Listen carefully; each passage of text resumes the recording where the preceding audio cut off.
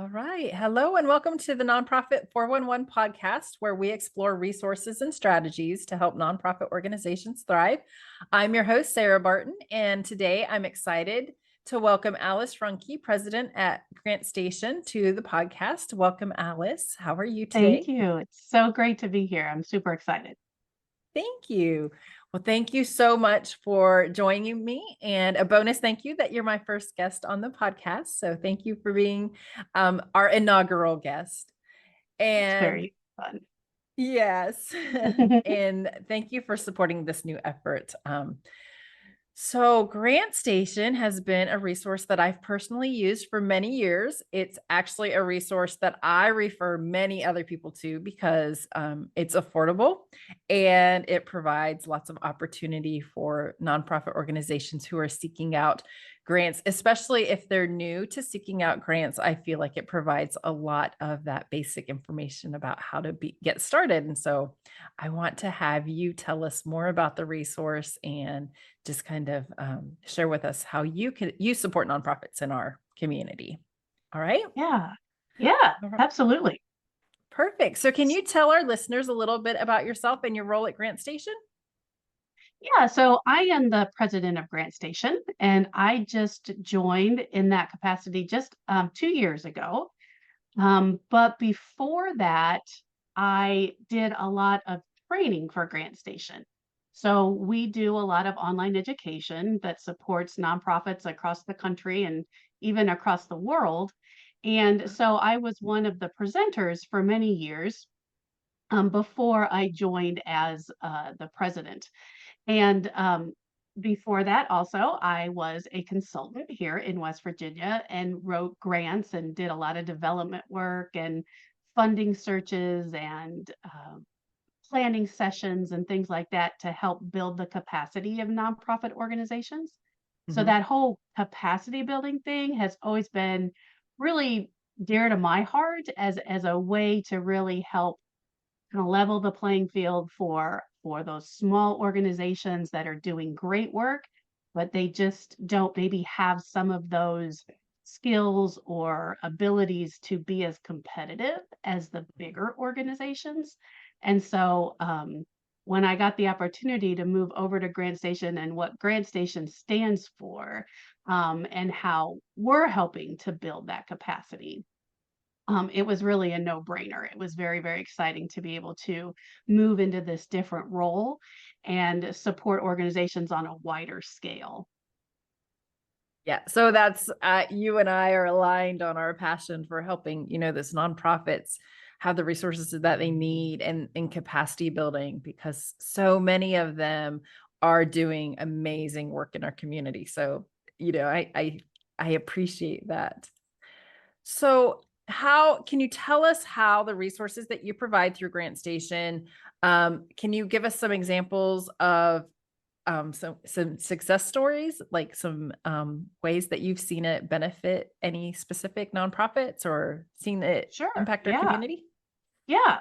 So a couple of things, just to go back for 1 second, but the main reason that people tend to join GrantStation and get a membership is because of our database where we have the state funders, federal funders, and then all those foundations and corporations and associations that give money. And so you buy a membership to us so that you have access to those databases to find those sources that match your mission and your vision for your organization. Mhm. And so we have in our database thousands of foundations and such that organizations can look at and see if it matches their organization. And so that's probably our biggest, sell, if you will. That's Mhm. why people would come and buy us. But like you said, we're also very affordable and we are affordable on purpose. It's part of our core values to make sure that we're leveling the playing field. And so that's one thing that makes us kind of unique and allows again those small organizations to compete with the bigger organizations. So we keep our prices very, very, very affordable for any organization. But along with that, like you were saying, we have a lot of resources to help organizations build their grant strategy. So there's a lot Mhm. of tools and tutorials and samples and all sorts of resources on our website to help you kind of build that strategy of how you will apply for grants or set your strategy for a year, and then how to write those proposals. And so again, we have those tutorials, examples. We every other year we do a winning grant proposal competition and we Oh, post those successful grants on our website so that nonprofits can read through those to see what made those proposals successful and try to emulate different parts of them. So it's more than just the database, even though the mhm, database is yeah. really the big sell, that we have all that wraparound support to help someone, go from the very beginning all the way to securing a grant. And we do have, lots of success stories of people raising, hundreds of thousands of dollars using our database. And the other thing that a lot of people are, always really um, thankful for is that, online education that we do, or just, we have a great customer service team that will help answer questions and things like that. So it's quite a wraparound of services to help nonprofits and to really be a resource. Yeah, I mean, I'm a seasoned grant writer and I've used your resources too. I think that they're really phenomenal. You have templates on there and you make it very accessible for anyone to try, right? Yes, And yes. s- And I that's love that you say that because I think that that's also what most grant professionals, when they're thrown into the position, they didn't mean to be a grant professional. Someone just yep. said, "Hey, here's a grant. Why don't you write that? It's very simple to do." Right? And so, we always need that extra bit of support and, you know how to learn how to do that and the tips and the tricks and how to understand it. And so, I love this organization because I just love, how it approaches nonprofits, and again is really there to truly be a resource. Yeah, I love that about you too. Um, so I work with a lot of small nonprofits and they're so scared that they're not competitive when it comes to grants. What do you have to say to them? It is very competitive environment. I'm not going to pretend that, it's not grant seeking is very competitive, but I am a firm believer that it's skills that can be learned. And that by, again, looking at samples of successful grants, of taking some of those tutorials or some of our online education, that these are skills that you can develop. And the other thing that I find with all of our resources and with all of our online education is we're very practical. We all of us that do the webinars, we really understand that small organization that's trying to get started, and so, we really provide, action steps, resources, support, and help to help the organizations learn how to do it and build their own capacity, to be successful in grant writing. Yeah, and I think we all start somewhere. I think like it's ideal. You're the first guest on Nonprofit 411 and you know, this is something new to me, but I when you try something, then you can, get better and better as you go along and you can learn what works and what didn't work. And I really always encourage nonprofits that well, I always encourage them to contact the foundations if that's a possibility because many of the people in nonprofit work are just here because we want to see our communities be healthier and they're friendly people on the other end of the phone. So, what other advice do you have for that organization that may be doing it for the first time Yep. and they're really nervous that they're not sure what to do? How would you recommend that they approach like interacting with the foundations or organizations? Yes. You are completely right, Sarah, that most of the foundations are very, very helpful. especially those smaller foundations like your community foundations or your little or big family foundations, that they will support you and help you and provide you with tips or resources or suggestions or tell you flat out, don't apply because you don't match what we do and save you the time. So that reaching out, while it is kind of intimidating, I know for, someone starting and even a seasoned pro, uh, it is a really important piece of what you want to do. And when I had my consulting business, I would often do that funding search of finding those funders that matched the kind of mission and vision of what my clients were doing. But then I always said to my clients, I always said, you reach out first and talk to them about the projects that you want us to write for, and then get some of their feedback, because if you do that, the chances of success are way higher. Um, because Yeah. again, they'll tell you if like it's not a match, or they'll tell you we're looking for this kind of matching funds that you have to have, or we're looking for these kinds of partnerships that we're looking for you to have. And they'll give you some of those uh, ideas of things that you might, still need to develop a little bit. But once you know, you can do it. Yeah. So that Yeah. reaching out really is a real difference maker in how you yeah, and how successful you're going to be. The other thing is just to talk with other nonprofit organizations in general, and then especially just in field that you're in, and try to get some of that support from them. Ask them who they are funded by, and do they have contacts at those foundations for you to reach out to, or do they have any tips about how to work with this funder or that funder. And so just your own networking within your field. While again, in some ways like you're competing with them, but in other ways, people are very generous about providing that information to one another. So don't hesitate to reach out to your peers as well to see what kinds of tips and tricks they have. So I want to ask this question because I want nonprofits to understand, if your project doesn't align with the foundation, does that mean you have the wrong project, or does it mean it's just the wrong funder? Can you help share a little bit about Yes. that? So it is completely that you have the wrong funder. That you can make minor adjustments to your project that might meet the funder's need, but you really want to come at a funding source with who you are and what you're doing and make sure that it matches with the funder. So you don't want to do it the other way around, because then what happens is all of a sudden you start to change to meet the funding opportunity.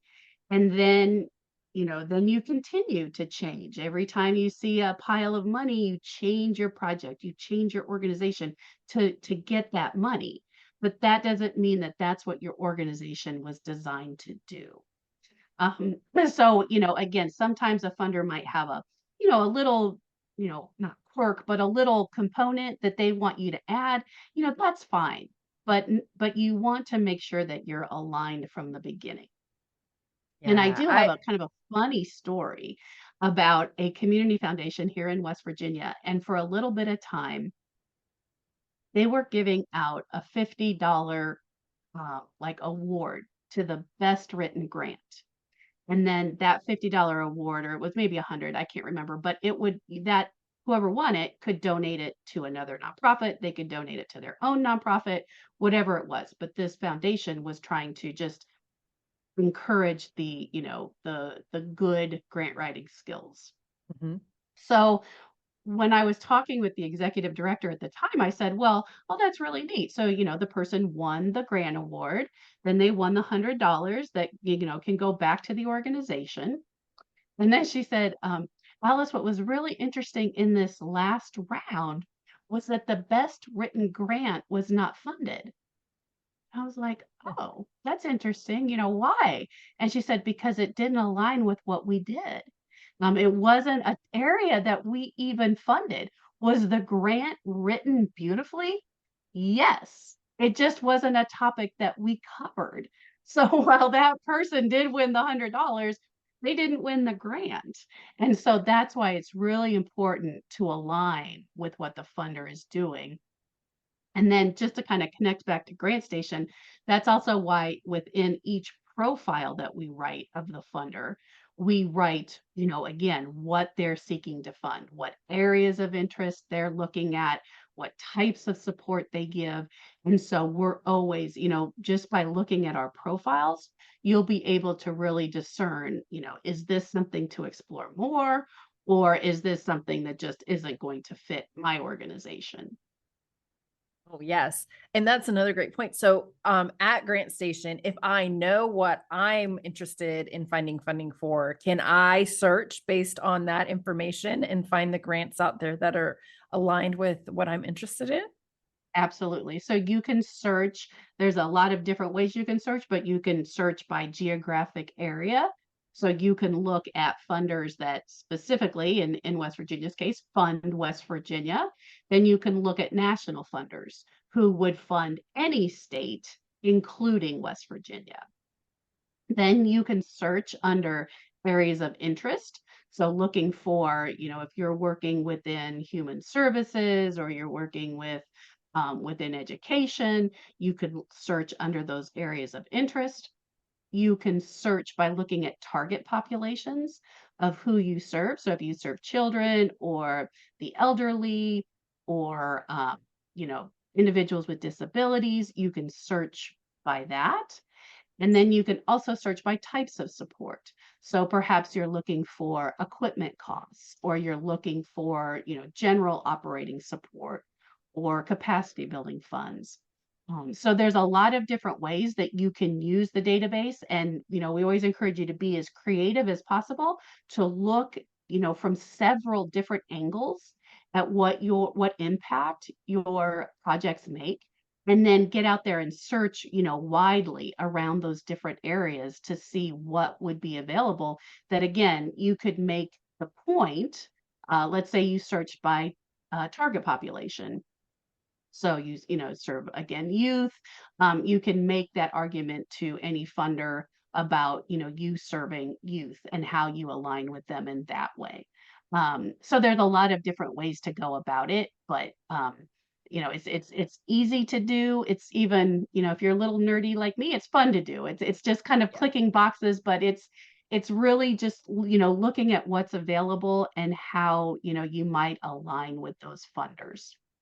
Yeah, that's great. It's such a useful part of the resource. So, and I always like to do really broad and then really narrow. And Yes, you get different funders both ways. Sometimes they absolutely. overlap, but sometimes they don't overlap. So I'm with you. It's kind of fun for me. Yeah. So how can nonprofits best access you? And how can they get involved and learn more about Grant Station? Yes. So we are usually on sale. We're on sale a lot of the year for $179 for 1 year membership or $249 for a 2 year membership. I also want to share that if you are a member of the West Virginia Nonprofit Association, you can also access Grant Station for free. So a membership to the West Virginia Nonprofit Association also gets you a Grant Station membership. So if you are a member already, make sure that you're using that as a resource. And then if you're, not a member, you can either think about becoming a member, or you can just go out and purchase the membership, directly through us. So there's lots of ways to, get access to us. Once you're a member, everything on our website is free, except for some of our online education is kind of extra that you would add on. We still do a lot of free webinars, but some of them are a cost. But everything else, every tutorial, every tool, every um, all the databases, all of that is 100% at your access for the entire time of your membership. Perfect. Yes, I'm actually a member through the West Virginia Nonprofit Association. So I use that Yes. benefit. And when I launched Profuse Solutions and Nonprofit 411, I actually chose to become a member of the Nonprofit Association because you get bonus. I think you get bonus resources. Not only do you get Grant Station, you also get Oh, sure. the services of the Nonprofit Association. Yes. Um, Now, this is actually just it's a little bit off the what we were talking about, but I have a funder who said that they're not being utilized in the ways that they'd like to be. How can funders get involved? Oh, that's interesting. Yeah, so we also we have just a couple of things within our database. We also only profile funders who are actively seeking grant applications. So Mhm. some funders you will find are kind of like closed shops. They give their money, but they give them to pre-selected organizations. And so even if you applied, they wouldn't consider your application. So within our database are only those active funders. And we also have real life researchers. And that's our biggest staff component is our research team because what we're always trying to do, um, past does inform the present. And so we do pull information from where a funder had funded in the past. But sometimes funders, and they change, the areas they want to change, their focus areas moving forward. So every year we have real people who go into the database and try to connect with all the funders that are in our database. And every year, at least once, every profile is updated. So that funder, if they would reach out to us, just info@grantstation.com, we could connect them with our research team to really help them make sure that their profile is as up to date as possible. And then we also have a free resource for anyone that would like to take advantage of this. And this is from a nonprofit perspective or a funder perspective.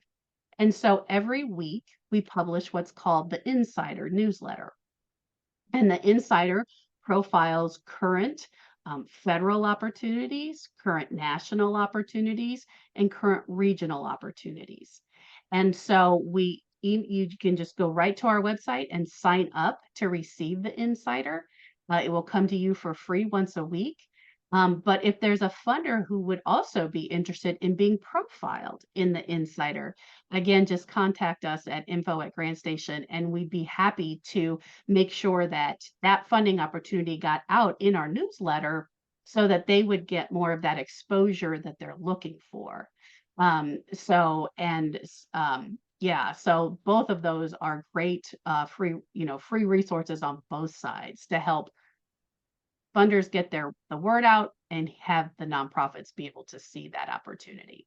And when I was a consultant, I mean, not a week went by when I didn't find something in that newsletter. And even if I wasn't, working with a client at the time that was going to, need something like that, I would ship it off to somebody and I'd say, hey, I know you, serve domestic violence people that have been affected by domestic violence. Here's a funding opportunity for you, or whatever the topic was. So it's always very diverse.